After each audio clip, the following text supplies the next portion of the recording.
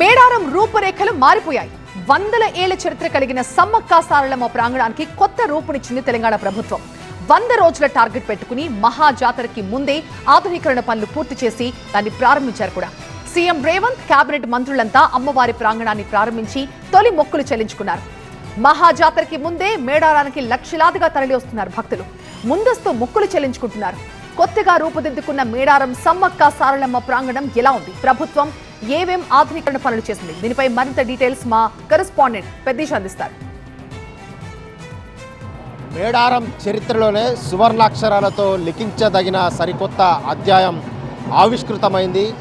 గద్దెల ప్రాంగణం పూర్తిగా ఆధునీకరించినటువంటి గద్దెలను రాష్ట్ర ముఖ్యమంత్రితో పాటు ఉప ముఖ్యమంత్రి ఎంటైర్ మంత్రివర్గ పరివారం ప్రారంభించారు. సో భక్తులు ఇక్కడ మనకు వరుస క్రమంలో కల్పిస్తున్నటువంటి ఈ గద్దెలు సమ్మక్క, సారక్క, పగిడిద్దరాజు, గోవిందరాజు వరుస క్రమంలో. అంటే గతంలో ఇక్కడ సమ్మక్క గద్దెకు అవతల వైపు గోవిందరాజు గద్దెలు ఉండేవి, తర్వాత సారలమ్మ గద్దె పక్కన పగిడిద్దరాజు గద్దెలు ఉండేవి. కానీ ఇప్పుడు ఆ గద్దెలను తొలగించిన వరుస క్రమంలో ఏర్పాటు చేశారు. ఈ గద్దెలను కూడా పూర్తిగా గ్రానైట్తో వృత్తాకారంలో ఏర్పాటు చేశారు. ఏర్పాటు చేసినటువంటి గద్దెలను దాదాపుగా 100 రోజులు టార్గెట్గా పెట్టుకొని సమ్మక్క మాల ధరించినట్లుగా ఇక్కడ గద్దెల నిర్మాణం పూర్తి చేయాలని చెప్పి ముఖ్యమంత్రి ఆదేశాలు జారీ చేసిన నేపథ్యంలో మంత్రులు పొంగులేటి శ్రీనివాసరెడ్డి, సీతక్క, కొండా సురేఖ యుద్ధ ప్రాతిపదికన అధికారులను పరుగులు పెట్టించి ఇక్కడ పనులు చేపట్టారు. 100 రోజుల టార్గెట్తో చేపట్టినటువంటి పనులు కార్యరూపం దాల్చాయి. ఇక్కడ ఆధునీకరించినటువంటి మేడారం మన కళ్ళ ముందు సాక్షాత్కరిస్తుంది.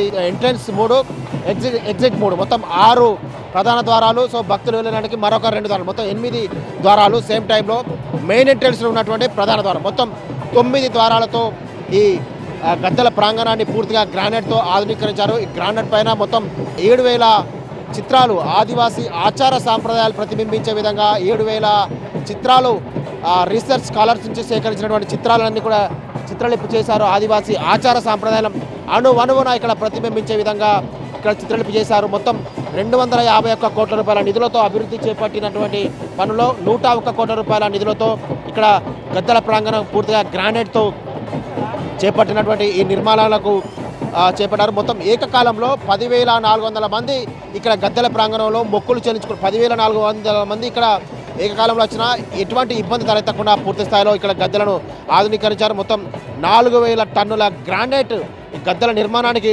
ఉపయోగించారు.